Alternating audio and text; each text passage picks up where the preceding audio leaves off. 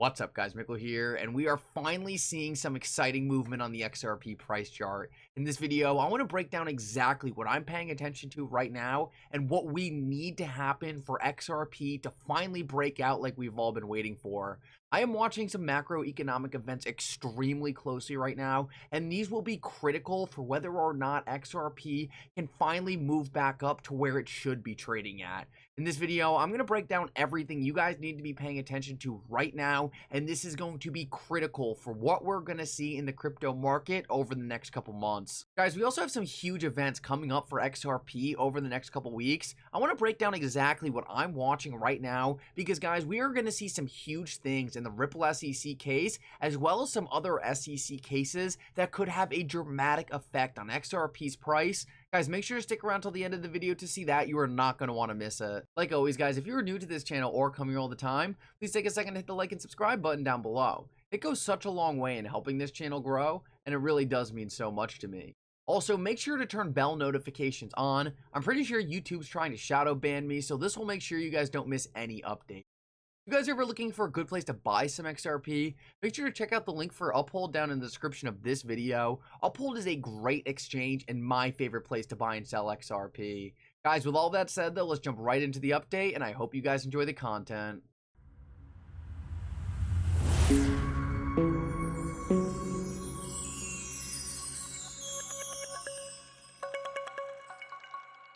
Real quick, guys, MOO-MOO is a fantastic place to buy and sell stocks. MOO-MOO is a regulated exchange with a great interface.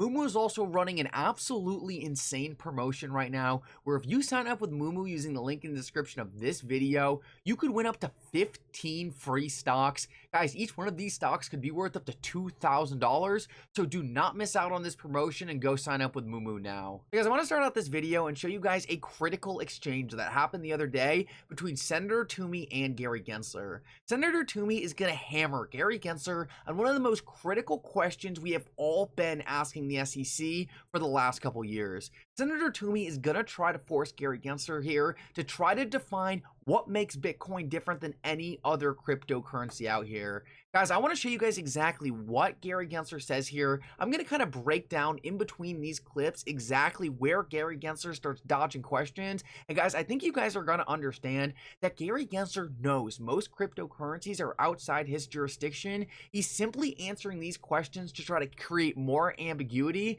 because he knows the second he provides any amount of clarity for this market, most of it is going to fall outside the SEC's reach. Guys, listen up very closely to this, and we're going to break down exactly the most important parts in this that you guys need to be paying very close attention to. Listen up.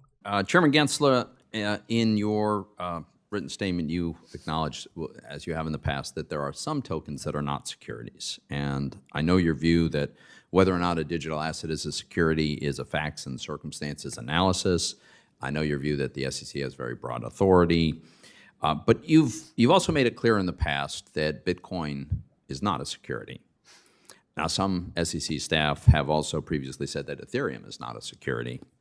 The SEC's DAO report characterizes Ethereum as decentralized. So here's my question briefly, and without getting deep into the weeds on this, and I acknowledge your belief that most tokens have a large degree of central control, but generally speaking, is it fair to say that a significant factor for you in whether or not a digital asset is a security is whether it is centrally controlled or decentralized? So right here, Senator Toomey is trying to make Gary Gensler come out and say what makes something a security and what makes something not a security. This way, Congress can really start defining what the SEC has control over and try to figure out what Gary Gensler thinks he has control over. Listen to what Gary says, though. Well, I look to the Supreme Court that's often written about this, probably close to a dozen times in 50 years, and it's whether the investing public is anticipating profits, and that includes anticipating profits from appreciation as well as from, as you mentioned, rights, based upon a common enterprise, but the efforts of that common enterprise. That's not the Howey test. He totally just combined it two prongs because he wants to make it seem like he has jurisdiction over crypto that he does not. Right. So I guess another way to put my question, which you haven't answered, is it possible to have a common enterprise if it's something is decentralized? How could I have a common enterprise? Look at how shocked he looks right here. He knows that cryptocurrencies don't have a common enterprise, and that rips his security analysis of cryptocurrencies apart. This is why he's trying to change the Howey test. He knows the traditional Howey test does not encompass cryptocurrencies. I mean, it doesn't centralize. Isn't centralization necessary to constitute a common enterprise? You could have some things that are quite open, but still have, if the public is anticipating a profit based upon that common enterprise. So I'm being careful with my words here to be accurate as best I can. The common enterprise, are you relying on a group of individuals? And look, these are not laundromat tokens. there is a group of people that are actually... You're not answering my question, though. But so let me try it this way. What is it about Bitcoin that causes you to conclude it is not a security?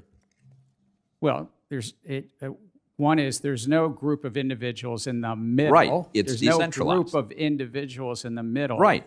That are basically, and you're not, in essence, the investment. Look, he doesn't even know how to answer this question. He knows he's completely wrong on this. He looks panicked right now. The public's not betting on somebody in the middle or 6 people in the middle. So you're choosing not to use the term decentralized, but that's what you're describing. It is the decentralized nature of Bitcoin, I think, is really what you're getting at. Here's my point, and I'm going to run out of time here. But there are a lot of projects, as you know, decentralization and centralization occurs on a continuum, really, I think.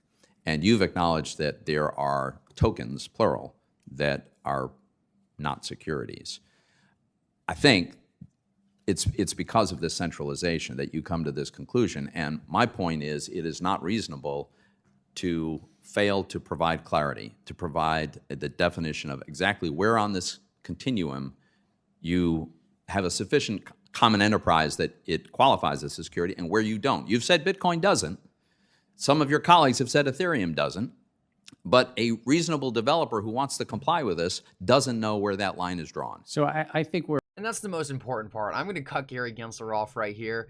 Right now, Gary Gensler has some imaginary list in his head where on one side things are securities, on the other side things are not securities, and he won't tell us why that line is drawn or even where it's drawn. He wants to be able to go into every single cryptocurrency and make his own analysis of whether it's a security or not without giving anyone else the analysis. This is Gary Gensler's plan, and the more ambiguous he leaves it, the more power he has. This is why he's refusing to draw the line. He does not want to limit his own power, and it could not be more obvious. Unfortunately for Gary Gensler, though, I think this is failing miserably. Everyone's on to him, and the fact that he's been working at the SEC for over a year now and can't even provide a definition for what makes Bitcoin a non-security and what makes other cryptocurrencies a security really just shows that there is something much larger at play than simply providing a simple definition. So guys, now I want to move on and talk about the XRP price chart and some big events we're expecting to see over the next couple weeks.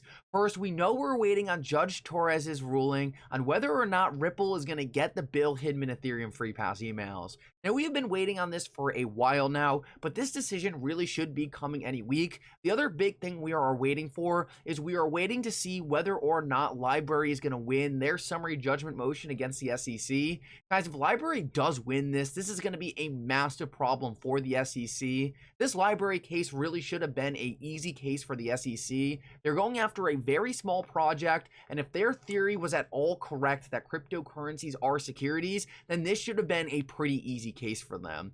This case or this decision has been taking a while to come out, and most of the lawyers who have been following this case think this is a good thing for Library. If the judge was just going to award the SEC the win, they likely would have done it pretty quickly, handed them the win and moved on, but it looks like the judge is taking their time on this decision, which is a very great sign. If Library wins this case against the SEC, then it really is game, set, match. There's no way the SEC is going to beat Ripple. It's really going to show that cryptocurrencies going forward in the United States are not securities. And guys, if Library can beat the SEC, most other projects shouldn't have a problem.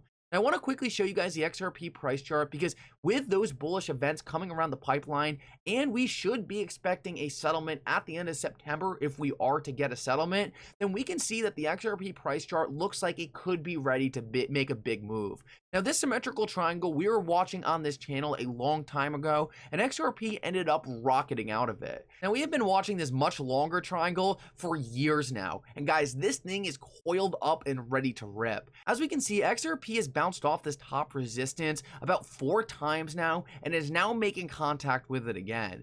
Guys, I am going to be watching very closely for XRP to rip out of the top of this, and for us to get a bullish announcement to go alongside that.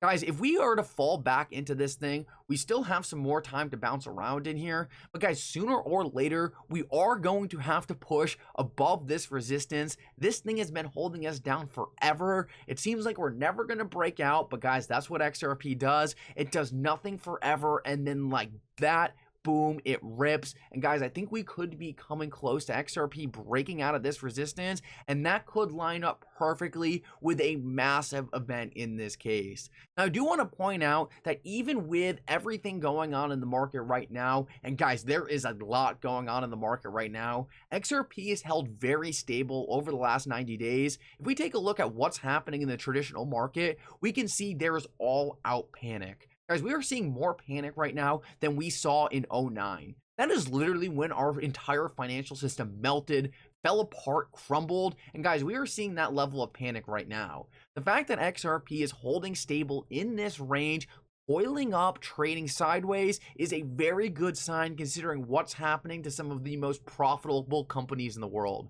With that said though, guys, once we get a switch on the macro, which based on this chart should be happening soon, we won't stay down here forever. Soon we'll leave this panic phase. Once we come out of here and things start looking a little more promising on the macro, once we get some good news in the Ripple SEC case, which we should be expecting sometime soon, guys, this case won't go on forever. Well, XRP is looking primed to rip. Guys, I love the way this is setting up. The fact that you can still buy XRP right now for the same price you could in 2018 and are completely getting all of the new developments, all the new partners, all the new upgrades coming to the XRP ledger, and the fact that you can get all of this for the same price you could get it for in 2018 is absolutely absurd. And guys, one day we will look back at these prices and laugh, knowing that we could get XRP for 37 cents, knowing everything we know now. Guys, I hope you enjoyed this update, though. I hope everyone's having a great weekend. Make sure to like and subscribe. Make sure to not miss out on your XRP pennants. Guys, these things are almost sold out. Link in the description below. And with all that said, for now, Mickle out.